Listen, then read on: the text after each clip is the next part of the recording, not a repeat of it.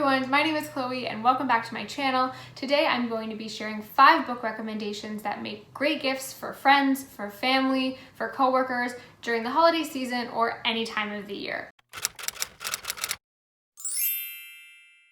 I personally think that books make really excellent gifts. I'm biased, but I also think that it can be really hard. You might accidentally buy them a Harry Potter book. You might think that American Dirt seems like a good option. So I've curated to share today a list of 5 books that I think have kind of more of a universal appeal that I personally love, but also books that I find myself recommending to people a lot because I think that so many different people would like them. Maybe you're celebrating something this holiday season, maybe you're not. Regardless, these are good books to purchase for other folks in your life. They're good books to purchase for yourself, in my humble opinion. This post is actually adapted from a monthly column that I write in an amazing newsletter called Spilt Milk, run by my dear friend Ariel. Spilt Milk is a newsletter about podcasts, people, and the politics of food, and provides amazing recommendations in terms of podcasts that you should be listening to, foolproof recipes that you can make. She's super smart and she's hilarious and came to me asking if I would write a monthly book recommendations piece. I'll leave the link in the video description if you want to sign up for that to get both Spilt Milk as well as book bites every month. So without further ado, I'm going to share what the book is, I'm going to share a quick synopsis of it, and who in your life I think the book would be a good fit for. Yeah, let's just get into it. The first book on my list is Braiding Sweetgrass, Indigenous Wisdom, Scientific Knowledge, and the Teachings of Plants by Robin Wall Kimmerer. I have tabbed the crap out of this book because it is just so good. Robin Wall Kimmerer is an enrolled member of the Citizen Potawatomi Nation, so she's an Indigenous woman. She's also a botanist and a professor. And this book is basically a series of nature essays that kind of merges botany, biology, kind of traditional scientific Western thought with Indigenous teachings and cultures and stories. It is just so good. Her writing is beautiful and really poetic, and it's just really enjoyable to read. This is a book that really challenges you to think differently about the way that you see the world, about the way that you see nature and plants and the earth.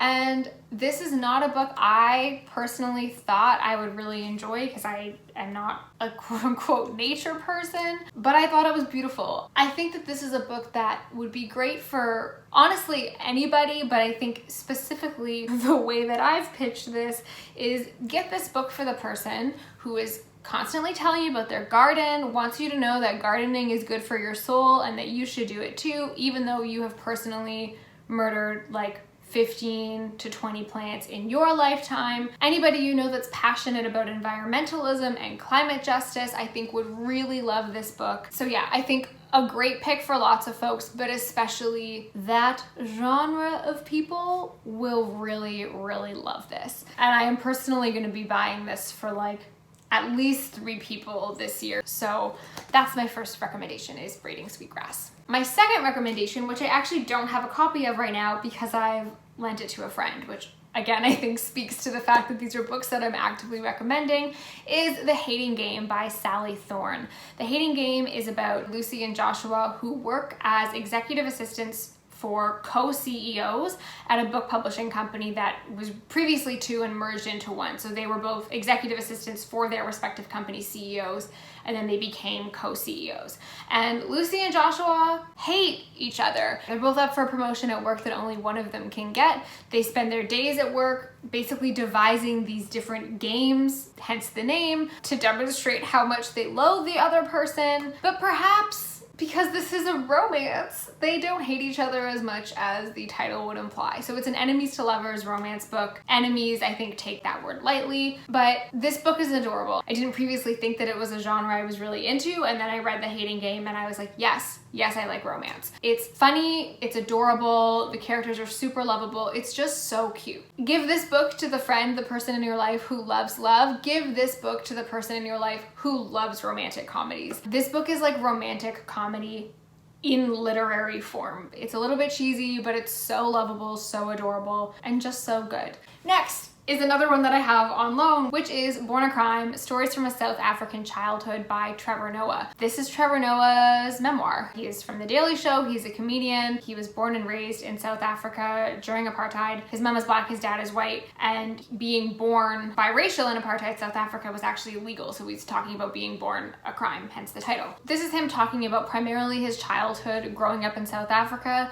It is at its core a memoir, but it also is hilarious. He's a comedian. It's really, really funny. It's super moving and sentimental, and really a huge theme in this book is his love for and his relationship with his mother, and also sort of the historical elements. Like, it's taking place in a context in a country that I personally haven't read a lot about, so found that really, really interesting, and actually did find that I learned a lot from this book. I laughed, I learned, I cried. This is probably the book on this list that I would say has the most universal appeal, and that I would not hesitate to give to lots of different people. My partner has read this book. He's not a big reader and he really loved it.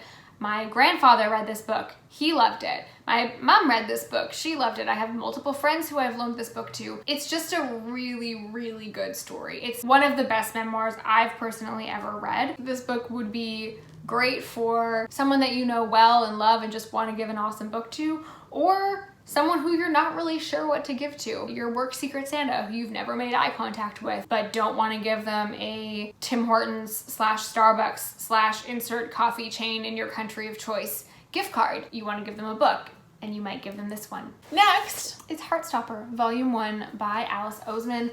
This is a graphic novel. I don't know why I said it like that. It is the first volume in what I believe are now 4 volumes of the story between Nick and Charlie, who are 2 British boys in grammar school who meet and develop a relationship with one another. The first volume is really sort of the very beginnings of that relationship. Charlie, who is this kind of quiet, kind of shy boy who recently, prior to the book starting, has come out as gay, and Nick, who is this kind of like more jockey rugby player. They meet, they become friends, and maybe something more, and maybe it's adorable, and maybe you will cry. This is the book that single-handedly renewed my faith that I could be really invested in high school romance. It's really, really cute. It does such a good job at capturing those really early beginnings of young love and the flirty text messages and the uncertainty and the parties. The illustrations are really cute. You really fall in love with the characters in this. In terms of who to give this to, I would say the most obvious choice is any LGBTQ+ person, specifically young person who you want to show a little bit of love to, but also allies, anybody who just loves love, again, romance,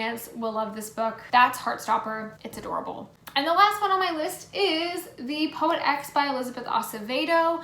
This is a novel told in verse, so think of it sort of as long-form poetry. The Poet X tells the story from the perspective of Xiomara, who is a teenager of Dominican parents growing up in Harlem, New York. She's grappling with lots of different things. She's grappling with family and having strict parents and sort of the first boy that she has a crush on, and sexuality and religion, growing up in a family that are quite strict Catholics, and her grappling with that, and she's supposed to be getting confirmed and she's not sure if she wants to. Throughout all of this, a high school teacher really shows interest in her and is pressing her to join her high school slam poetry club, and she starts to find herself through poetry amidst all of these other struggles in her life. This is also a YA book, but one that I think has a much wider appeal. In terms of who I think that this would be a good gift for, I think that this would be an excellent choice for your favorite feminist in your life, particularly ones who maybe already like poetry or who just like language and words in general, because again, the writing in this, being that it's told through poems, is really, really gorgeous. There we have it. Those are my 5 gifting book recommendations. Let me know your favorite books to give as gifts. Drop some other ideas for books that you may think fantastic gifts in the comments. I know I could use them. Happy reading, happy gift giving, happy holidays if you celebrate. Thanks so much for watching, and I hope to see you next time. Bye.